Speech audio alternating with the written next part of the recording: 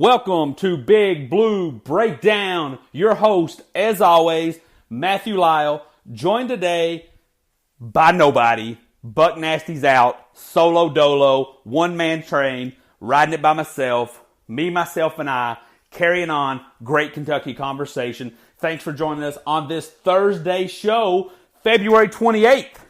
You know what that means? It's March. It's March. March Madness is here, my friends.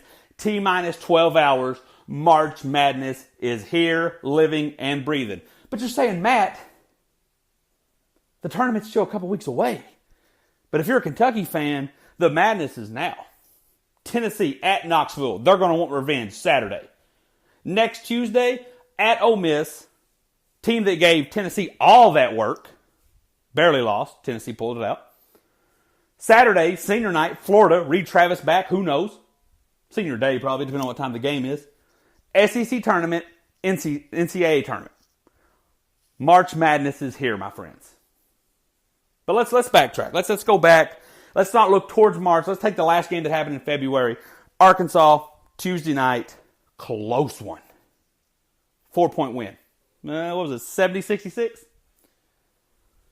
Hey, if you're a betting man, you wanted to make some easy money, Arkansas, the spread was 16, 15 and a half, 4. But hey, don't be mad. Don't be worried about the team.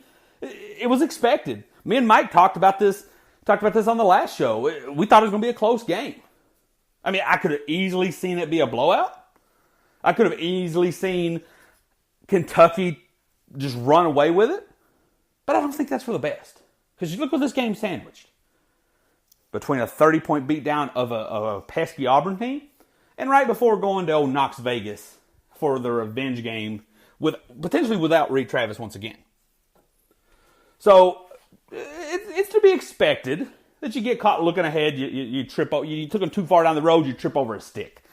That's life, it can happen, right? The game itself, man, we came out slow. Arkansas was hitting everything. Really, the bad man Tyler Hero was the only thing keeping us in it. Hurts his ankle. He even said he hurt his Achilles. That's not what you want to hear. You can hear ankle and be like, okay, Achilles, forget coming back for his sophomore year. We might need to see, are we going to get him in 2021? Because Achilles is a bad injury. So let's hope that was just him kind of self-diagnosing and there's nothing really to it. Comes out, second half, 29 points. One miss. One teeny tiny point away from 30. Not that it mattered. It wouldn't have been an all-time Kentucky history. It would just been kind of cool. And actually, if they would have got that last-second hectic inbound to him and got fouled, he would have probably ended with 31. Neither here nor there. Tyler Hero gets us through. P.J. Washington comes on late. Keldon makes some plays. Hagens quickly hits some big-time free throws down the stretch. Nick Richard, 15 rebounds. That's kind of what you need. We are starting to feel a little bit of the missing of Reed Travis. Or are we? I mean, it's one of those things where you don't know how big. It's easy to say he would have made a big difference. You don't know. I mean, in all fairness, we've lost all 3 of our games without Reed Travis. I mean, it's just what I'm saying. I mean, it's not one way or the other. It's just with the type of team, when you're playing lethargic, when you're playing down, when you're looking ahead, sometimes it doesn't matter who you have. I mean, that John Wall team almost lost to some horrible team early in the season. So it just happens, right? But we're going to need him back. That's without saying. But look at this Arkansas game. It just was what it was. Nothing too concerning. I mean, a win obviously keeps us on pace for where we need to be. I feel like a loss would have been too bad. Like you lose at home to a pretty bad Arkansas team, at least record-wise, at least quadrant-wise. I mean, I'm not saying we don't need a loss because it's 2 things. First off, unless Virginia is going to lose, unless Duke's going to continue to play without Zion, we don't need to be that 4th 1 seed. Because the way the bracket's lined up, Gonzaga's pretty much locked in as a 1 seed. They're going to go out west. Duke or Virginia, or maybe North Carolina, if they somehow jump us, they're going to want that East, Washington, D.C. So it basically leaves everyone else in this general area of the country trying to get this Louisville bracket. Because I can tell you, Duke, Virginia, North Carolina, Kentucky don't want to have to go to Kansas State or Kansas City. So, I mean, it'd be better than having to go out west. But we'd all rather go to Louisville, especially if you're a Kentucky fan. Another fun fact that a loss wouldn't hurt. Of the last 30 national champions, from 1989's Michigan team all the way to last year's Villanova team, 27 out of those 30 teams have lost a game on or after February 20th. What's that tell me? That it's okay to get that last little trip, that last little skinned knee, that last little scrape, bump, bruise right before tournament time. That it's not the end of the world. The only 3 teams who did not do it, it wasn't 2012 Kentucky, it wasn't 96 Kentucky, it wasn't those North Carolina teams from the 05 to 09 era, it wasn't those Duke early 90s, early 2000 Duke teams. It was 2013 Louisville, asterisk. 1998 Kentucky. And then surprisingly, a one-loss 1995 UCLA team that I was surprised only had one loss. When I think great UCLA teams, I think 70s and 60s. I don't think that 95 team. Surprising to me. Anyway, I digress. So, a loss late February, early March isn't killer. It's kind of like that last wake-up call. It's that last splash in the face before you go. It's you waking up 10 minutes before you got to be at work. It's that splash in the face to get your day going. So a loss here wouldn't be the worst thing. I just don't know if that one loss needed is Arkansas at home. Tennessee on the road, Ole Miss on the road, SEC championship. Those could turn out to be in our favor. Arkansas, home, we did need to win this one. We pulled it out. One thing that's got to be addressed, not addressed, just kind of noted, just a little wink to my fellow fans here. Hagan's got away with a little shuffle, a little truffle shuffle, a little shimmy shake out of bounds. When he inbounded that ball, when he was set to pass the ball in, he's not supposed to move. He's got like a 3-foot box that they all talked about. Got a little excited with it. Kicked it out. Everybody, look, I'm not saying anything. I'm not saying that I think it was wrong. I'm just saying refs make mistakes. Sometimes team benefit. Sometimes it helps you get a win. Sometimes it gives you a loss. Sometimes you get away with one. Sometimes you get stabbed by one. Look, I am a diehard Kentucky fan. I literally care about zero other college team, especially in basketball. Football's a little different because there's so many bowl games, and it's just once a week. You can kind of find something to root for when Kentucky isn't playing. But college basketball, 100% Kentucky. Don't care about anybody else. The old saying, what's that old fan saying? You're a fan of Kentucky and whoever's playing Louisville? That's me. But when it comes to college basketball, I'm 100% Kentucky. But that doesn't mean I'm not all about being objective. That I'm not able to see the scope. When people say, oh, Kentucky gets all the calls. Kentucky's on the ref's payroll. I'll be the first to say, not so fast, my friend. But just like when the opposite happens. When fellow Kentucky fans say Duke's on the payroll. When Duke has the refs. When North Carolina has the refs. When this team has the refs favored. Look, the refs just make mistakes. They're human. The problem with refs are, and this isn't really a problem, just an observation, that the players get younger, faster, stronger. Refs get older. How many Zion Williams do you think college refs sees? So when he gets hacked, or when P.J. Washington sends some kid from Auburn flying on a legitimate clean play and they call it a flagrant, I don't expect you to get it right on the first time. Now, if you miss it on the review, I got problems with that because you have technology there to tell you otherwise. But I don't think the refs favor anybody. I don't think ESPN really favors anybody. I think ESPN likes who's going to make them money. Kentucky, Duke, North Carolina, good or bad, will make you money. Kentucky goes 38-0, that's going to make you money.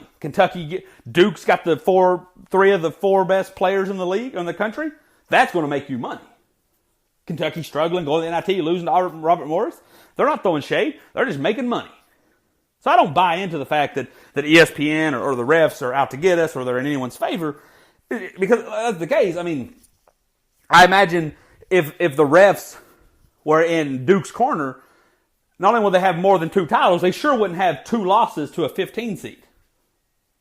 I'm just saying. I don't see NCAA shooting itself in the foot that much. I saw somebody post a stat, anti-Kentucky stat, saying that over the last 2 months, Kentucky is averaging 23 free throws a game at home, opponents averaging somewhere along the line of 14. That's just style of play, baby. That's just style of play. We're aggressive. It doesn't help that Tyler Hero, aside from the Arkansas game, doesn't really shoot particularly well in Rupp. So we go to the rim. You go to the rim, you get fouled. You go to the free throws, you get free throw attempts.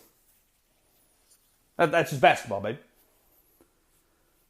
But so I had to point out to Mr. Kentucky's got the refs, the game's rigged. NCAA's wanting Kentucky to win by getting them 23 free throws at home.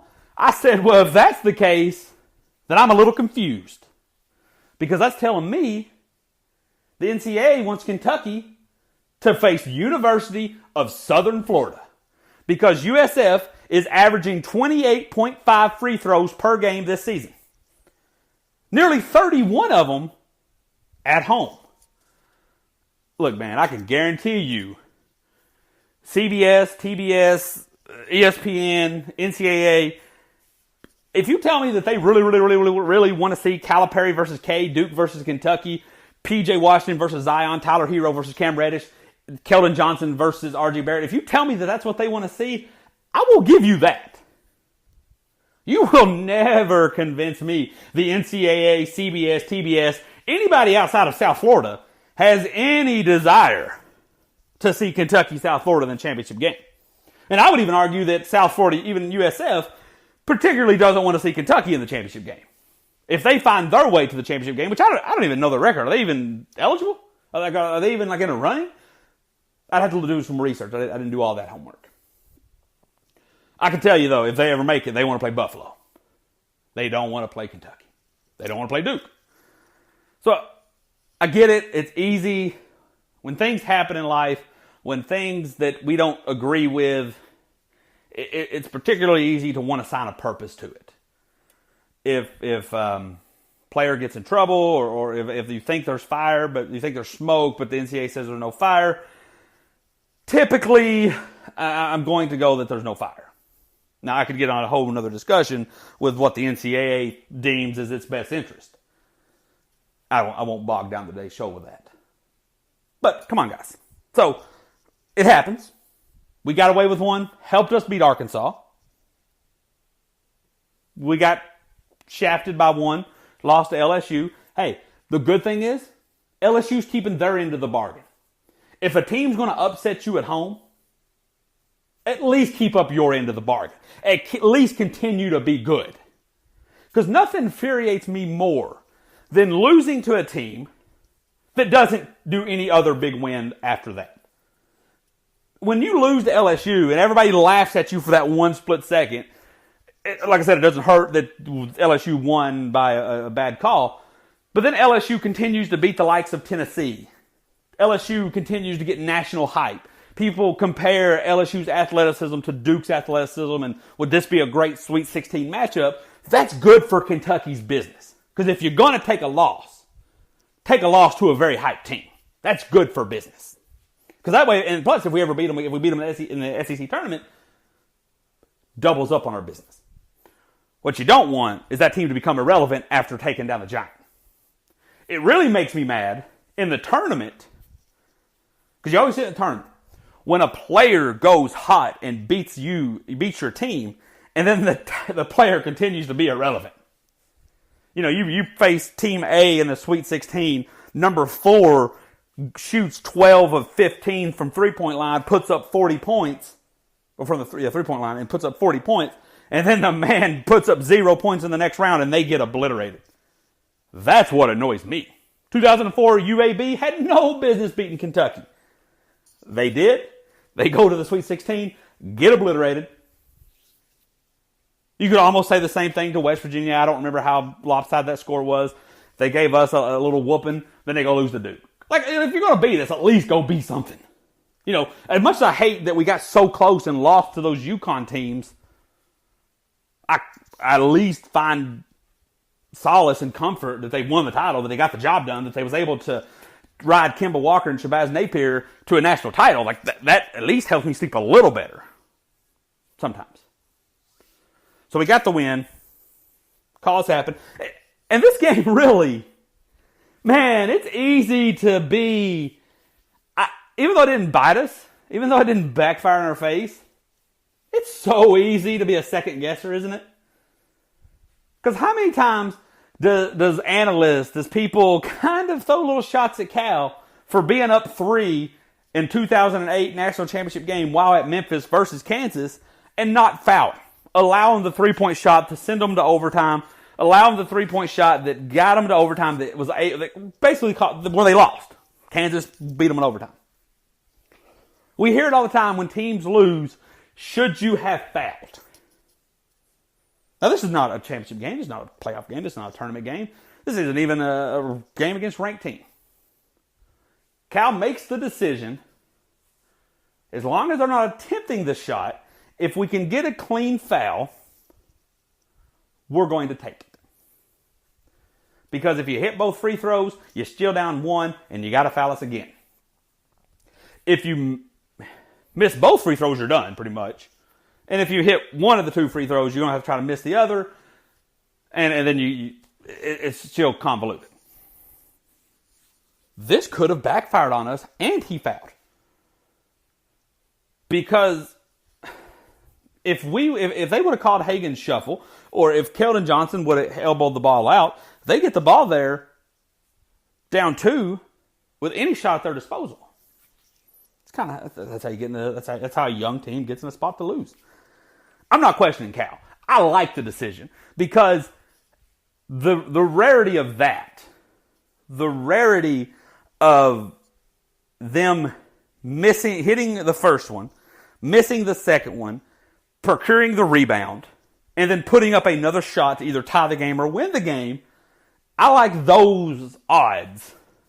Those I'm in more favor of the lower odds than them just coming down and pulling up a clean pull-up shot. You know, just pull up 3. Especially the way they've been hit. Like, we've saw it happen. Seton Hall, dagger. Make them work for it, man.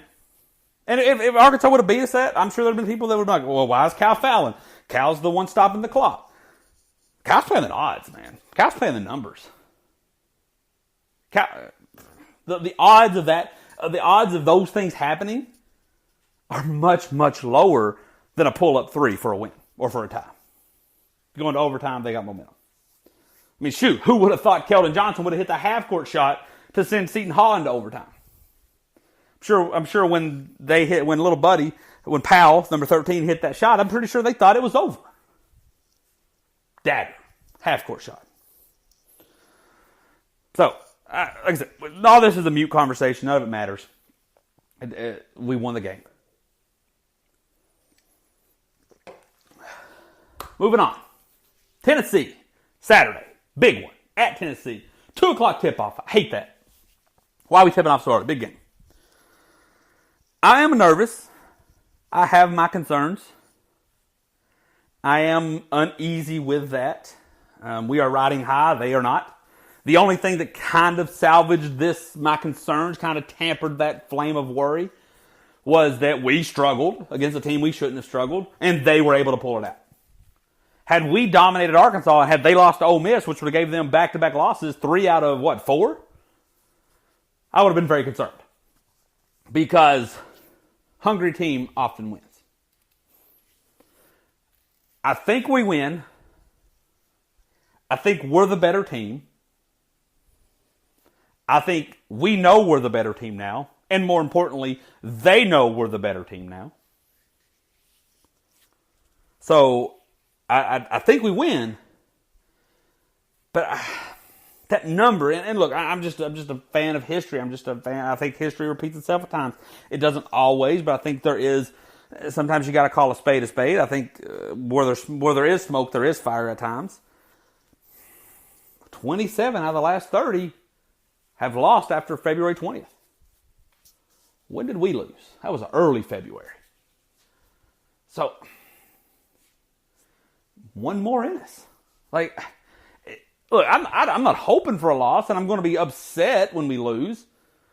But as of right now, as I'm sitting here, as I'm looking at bracketology, as I'm looking at that history, as I'm looking at, there's still a lot of games to be played because that is a tough gauntlet. And there's going to be some tough teams ahead of us. Is this team strong enough? Man, I've said this from A1 day one. This team is a very intriguing team. This team has gone through very intriguing things that a lot of Cal teams haven't. This teams have been at the bottom, they've been at the top, and they've been everywhere in between. They've lost close, they've lost big, they've won close, they've won big. That's very rare to say about a team that Cal's had. Typically, Cal's teams are dominant 2012, struggle all the way through 2013, start super hot, finish short 2015, start really cold and finish hot-ish 2014, 2011.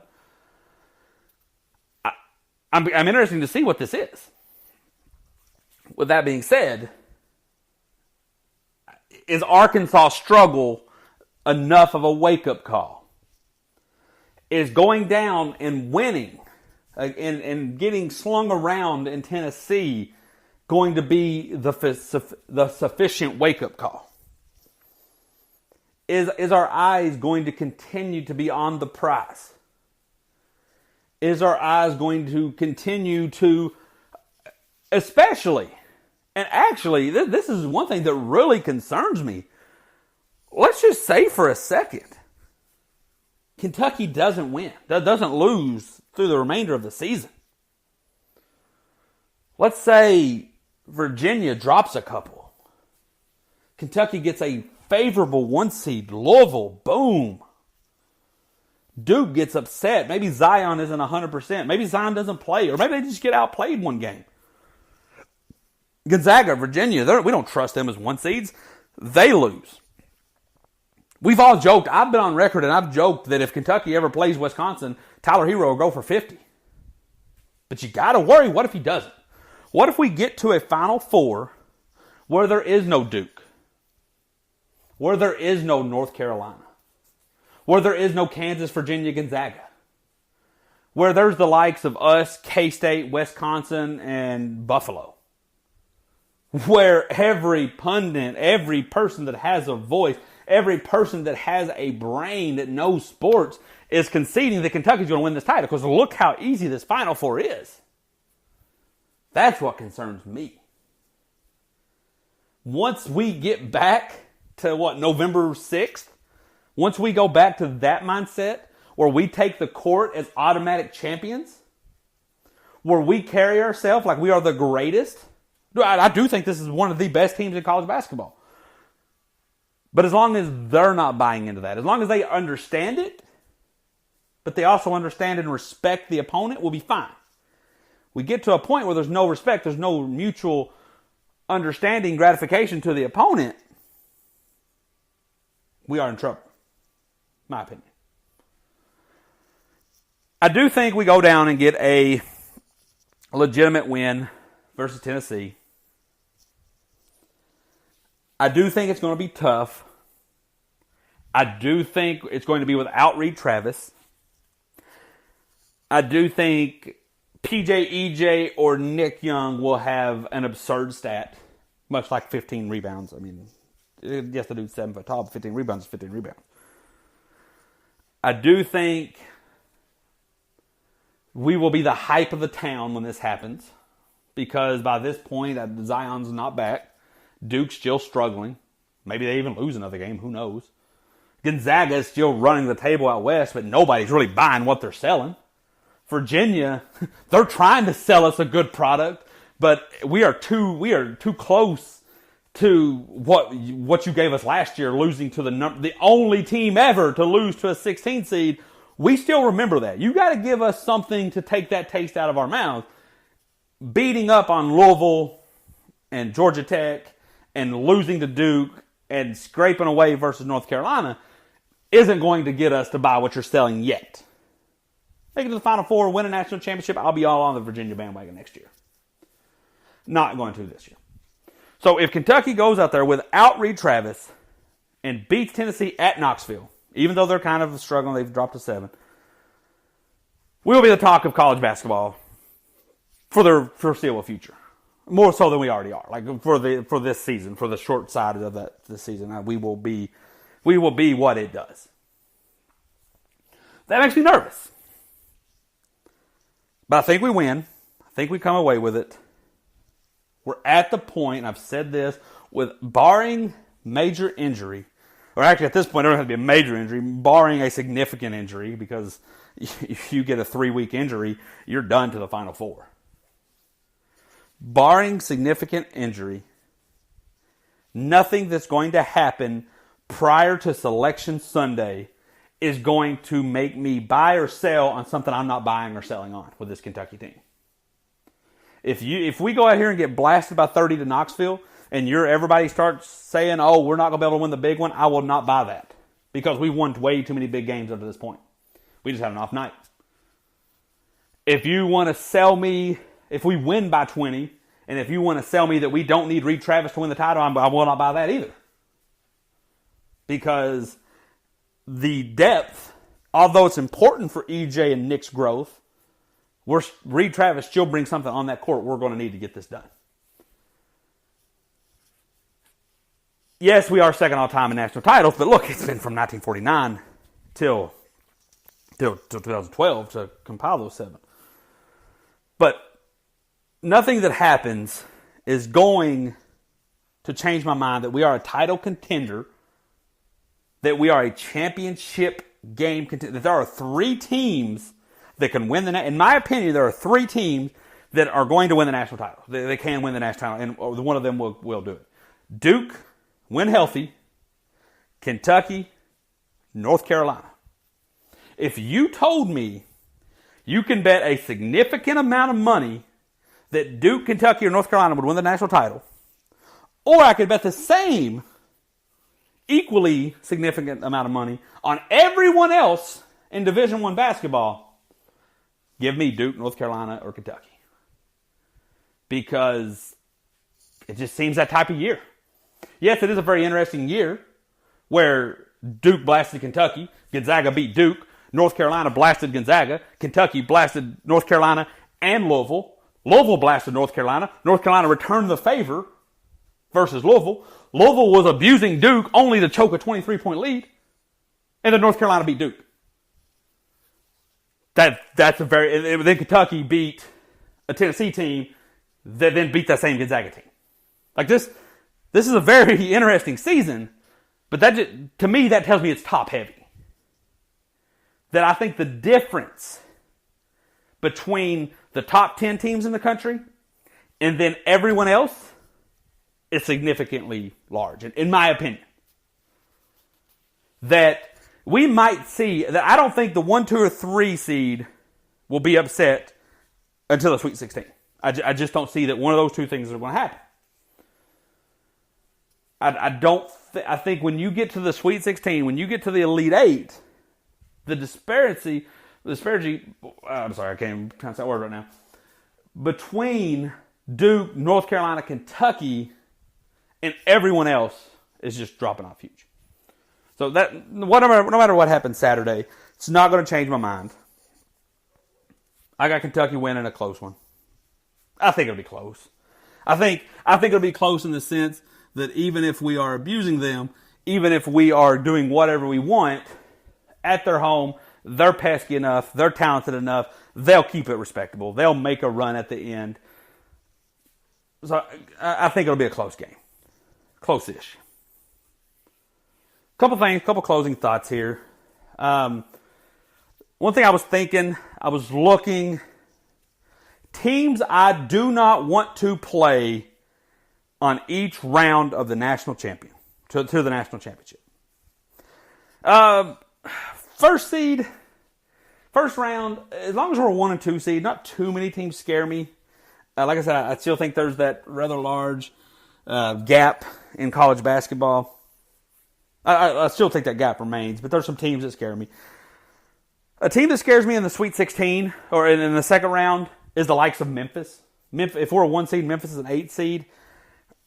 Maybe Cal doesn't let that happen, but I feel like that's a game that Kentucky's players wouldn't care about, but the whole Memphis organization would. That scares me a little bit. A Sweet 16 matchup that I don't want. Wisconsin K-State does scare me, but I'm going to retain my position that I think there's enough hype on our team that if we played Wisconsin, Tyler Hero would not let us lose. If we played K-State, P.J. Washington would want revenge. Louisville kind of scares me. I feel like everyone that reps Big Blue Nation would just assume we're going to dominate because we've done it the last 2 times we faced. That's scary. The Elite Eight that really scares me because that's a point you don't want to lose. North Carolina. Because you know they love putting Kentucky and North Carolina in that bracket. Man, we played a lot of times in the Elite Eight.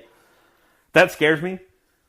Because much like that 2017 team when it was just a great game and we got the last laugh, I think they could be able to do the same. Final four. Any team that is grossly less than us. That is marginally worse than us. It scares me. Because I think once you get to the Final Four, once you get on that big stage, if we're facing the likes of Kansas, even North Carolina in the Final Four, I think Cal gets our guys prepared. Even if we have to play Houston, because Houston's a good team, I'm not taking anything away from them. But just like our fans didn't get hyped for LSU, I don't think our fans and our players get hyped for Houston. They wouldn't respect what Houston's done in the American Conference. They wouldn't respect that Houston's probably got a 3 or a 4 seed. That one scares me. And then in the national championship, I think a fully healthy Duke scares me in the sense that I think we could beat anyone else in the national championship. We can beat Duke, and I think that would be a very fitting end to this season is beating Duke. But it also high risk, high reward. High reward. I mean, if we beat Houston to win the national title, and we beat Duke to win the national title, the clout, the love, the appreciation we're going to get will be significantly higher by beating Duke over Houston or any of those likes, even Michigan team. But also, you run the risk of playing, if everybody's healthy, playing one of the best basketball teams around. Couple questions I'm going to leave you guys with. Would love to hear from you on all these. Couple questions for you. Number one. Duke's been getting all this hype prior to the Zion injury. If we win the title, not by beating them, if we just win the title, does that ease the pain? Are we even for 2015? When for the entire season we got the love, they won the national title. Is it enough to offset the losing of 40-0, but knowing we took their headline? Or because they're not at risk of going 40-0, do we have to beat them to do it to really get that love, that taste out of your mouth? Or will that taste never be able to be removed? Would love to know your opinion on it. Second question, want y'all's opinion on. In college football, there's been multiple ways to have a national championship claimed. In college football, it goes back to the old AP days. It goes back to the old, all the way up till 8, it goes to whoever somebody just the media decided it went to. From 98 till about 5 years ago, or 3 years ago, whatever it was by the BCS, and then now it's by the College Football Committee. So Alabama claims all their national titles. Penn State and Miami and Clemson, Georgia, they all claim national titles provided through every means. Why does basketball not do that? Kentucky has 7 national titles from winning the NCAA tournament. But let's not forget, they have 2 Helms national titles. One in 54 for going 25-0 and for choosing not to go to the tournament. And then one, I think, in 33 when there was nothing else. When the Helms National Championship was the only form of national championship. Why do we not fly that one? Why do we not claim that title? More controversial, more questioning. But what about the 1943? Was it 43? Maybe it's 46. 1946, we won the NIT. But Matt, you're saying, Matt, that's the NIT. Up until about the early to mid-50s, many argued the NIT was more prestigious, more meaningful than winning the national title. Especially in the early to mid-40s when, and I don't have the details out in front of me here, up until that point, the benefits of playing the NIT outweighed the benefits of going to the NCAA tournament. So why does Kentucky, why does Rupp Arena, why don't we honor those? Look, I get it. We're in a different era. Kansas does it. Kansas hangs some titles up that didn't happen. The Green Bay Packers celebrate championships they won prior to the Super Bowl. So why doesn't Kentucky, and maybe that is somewhere in Rupp, I've not been everywhere in Rupp, and feel free to tell me if I'm wrong. Why doesn't Kentucky celebrate that? Why aren't we claiming, because it doesn't say, maybe some people do, but when you say we have 7 championships, you don't say we have 7 NCAA tournament championships. You say we have 7 championships. When in theory, I think it's fair to claim we have more like 10. Now, I'm not saying you can say this and then compare to what UCLA did if that's what you're wanting to do. But just for the sake of comparing what we do and how our success has been, by winning the Helms National Championship, one could say that we were the best team in 1933. One could say we were the best team in 1954. And you could debate who was better, Oklahoma A&M or Kentucky in 1946, NCAA championship versus NIT champion. If you have an opinion on this, I would love to know. If we are celebrating and I'm just not aware of it, let me know. If you think that the Helms National Championship and the 46 NIT wasn't that impressive, let me know that as well. Just something I'm kind of curious about. Love talking history. But that is it. Big Blue Breakdown, solo show. I'm exhausted. When I'm talking to myself, by myself, typically not going to roll for an hour. So we're going to wrap this up. Share, like, review, rate, whatever you do to these podcasts. That's more Mike's area. But thanks for listening. Seriously, I want to know your opinion on those final 2 thoughts. But that is it. Big Blue Breakdown. We are out.